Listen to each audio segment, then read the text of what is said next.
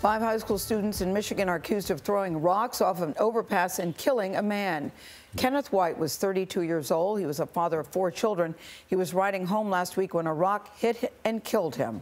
The 5 suspects are 15 to 17 years old. They are all charged with second-degree murder. Adriana Diaz is at the Genesee County Jail in Flint, Michigan, where the oldest suspect is being held. Adriana, good morning.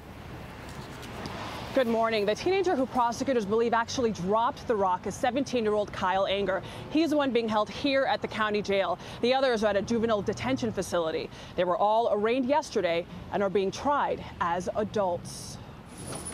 The 5 teenage defendants were expressionless as their lawyers entered not guilty pleas for them. My client has no criminal record whatsoever.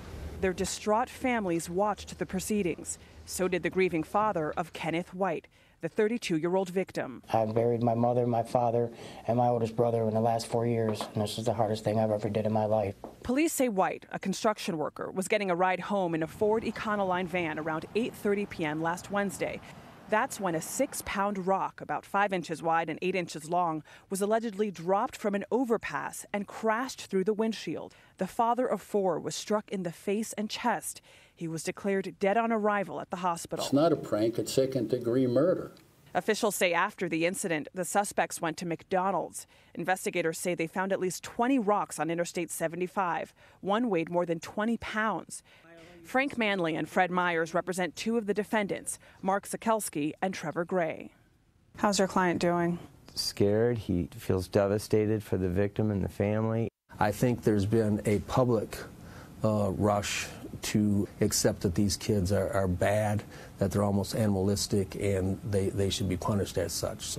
Your Honor, Mr. Miller understands the serious nature of the charges he's facing. The suspects face up to life in prison, but Kenny White Sr., the victim's father, says that's not enough. Even if they spend 30 years in prison, they get to wake up every single morning. They still get phone calls from their parents. They still get visitors. My son don't get none of that no more. That was taken away from him for something stupid.